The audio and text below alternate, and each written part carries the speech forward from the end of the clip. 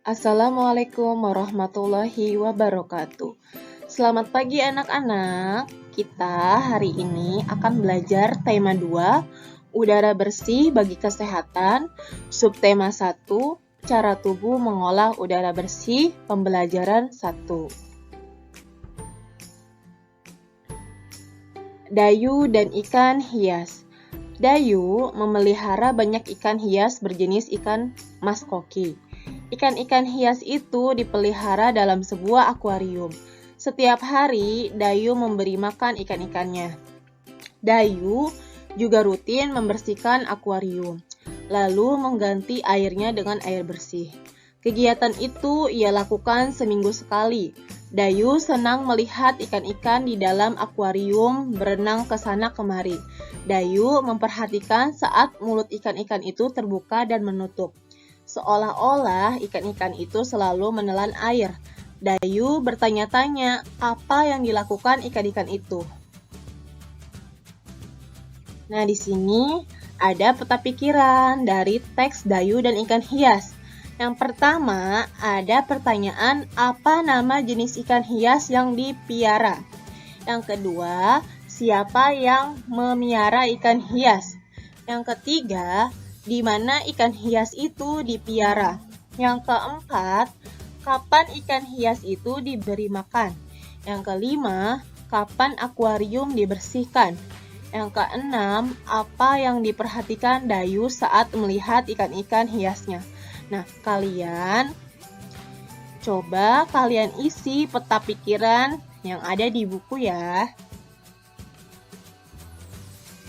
Selanjutnya, ada materi pernapasan pada hewan.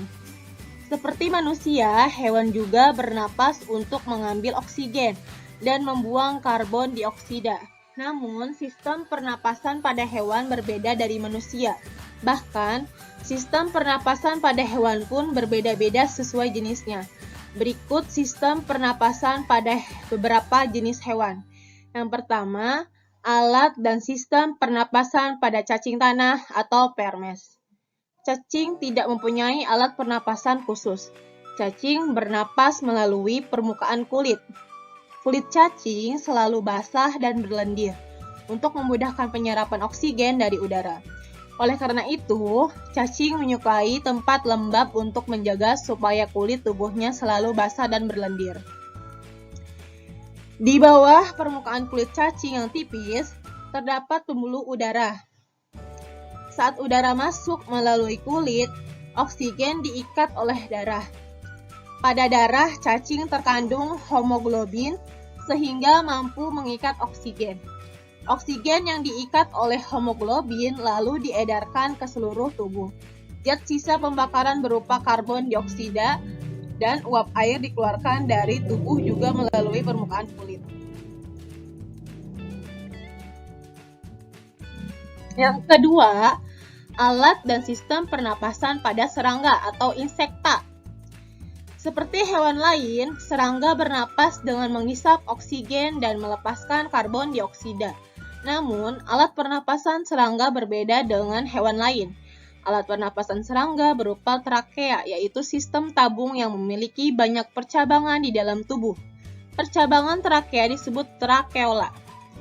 Trakea mengedarkan oksigen langsung ke semua sel tubuh dan organ serta menyerap karbon dioksida dari semua sel tubuh untuk dibuang. Udara memasuki trakea melalui pori-pori kecil di permukaan tubuh serangga yang disebut spiracle. Selanjutnya, udara beredar melalui pembuluh udara kecil. Sel-sel tubuh mengambil oksigen langsung dari pembuluh udara kecil itu. Karbon dioksida dari sel akan mengalir ke trakeola, lalu dibuang melalui lubang spiracle.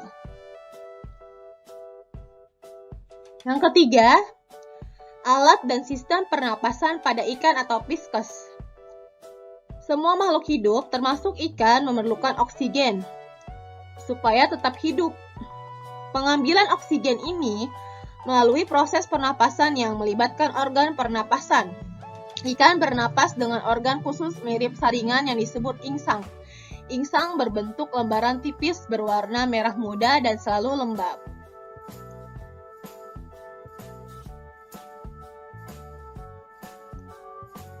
Pada gambar kiri di atas ditunjukkan saat pernapasan dimulai. Mulut ikan membuka dan rongga mulut mengembang untuk menghisap air. Gambar anak panah biru menunjukkan aliran air masuk ke dalam rongga mulut.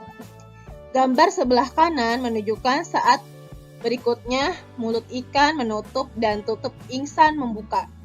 Gerakan mulut ikan dan tutup ingsan itu secara bersamaan memompa air keluar dari rongga ingsan. Anak panah biru menunjukkan aliran air keluar melalui ingsan. Insang terdapat tepat di belakang rongga mulut pada kedua sisi kepala ikan. Biasanya, insang dilindungi oleh selaput atau rangka yang disebut tutup insang, operculum.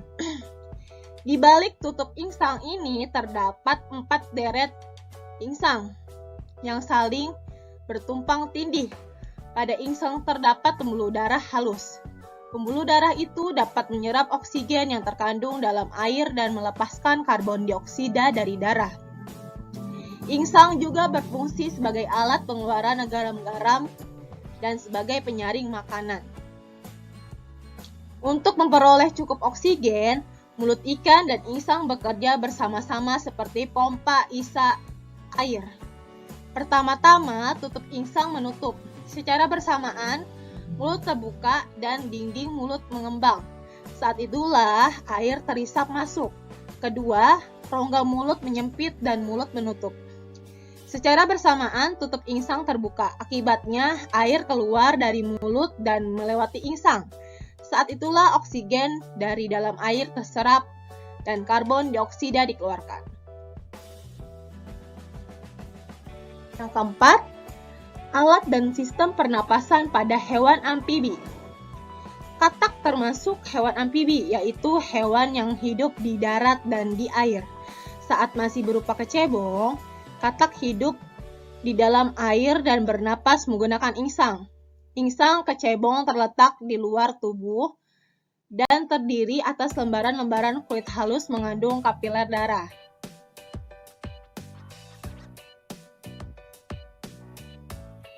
Yang keenam, alat dan sistem pernapasan pada burung atau apes.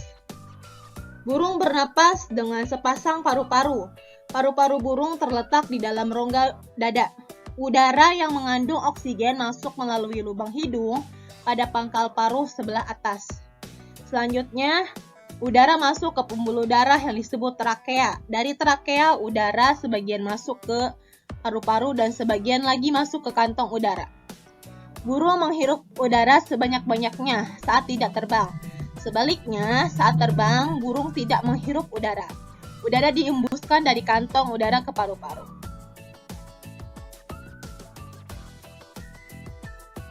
Yang ketujuh, alat dan sistem pernapasan pada mamalia.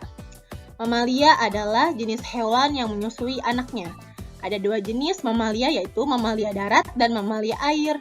Mamalia darat misalnya kambing, sapi, kerbau, dan kuda. Mamalia air misalnya paus, duyung, dan lumba-lumba. Alat pernapasan mamalia darat terdiri atas hidung, pangkal tenggorok, batang tenggorok, dan paru-paru. Perhatikan gambar organ pernapasan kuda berikut. Nah, di gambar kuda tersebut ada hidung, trakea, paru-paru, bronkiolus, pena, alveoli, dan arteri. Pada mamalia air, hidungnya dilengkapi dengan katup. Saat mamalia tersebut menyelam, katup akan menutup.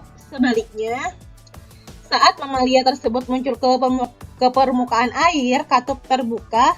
Saat itulah mamalia air tersebut akan menghirup oksigen serta mengeluarkan karbon dioksida dan uap air. Nah, di sini ada tugas untuk kalian ya anak-anak. Bagilah seluruh siswa dalam kelas menjadi 7 kelompok. Setiap kelompok membuat salah satu bagan cara kerja organ pernapasan pada setiap jenis hewan. Kelompok 1 membuat bagan cara kerja organ pernapasan pada cacing tanah. Kelompok 2, membuat bagan cara kerja organ pernapasan pada ikan. Kelompok 3, membuat bagan cara kerja organ pernapasan pada serangga. Kelompok 4, membuat bagan cara kerja organ pernapasan pada amfibi. Kelompok 5, membuat bagan cara kerja organ pernapasan pada reptil. Kelompok 6, membuat bagan cara kerja organ pernapasan pada burung. Kelompok 7, membuat bagan cara kerja organ pernapasan pada mamalia.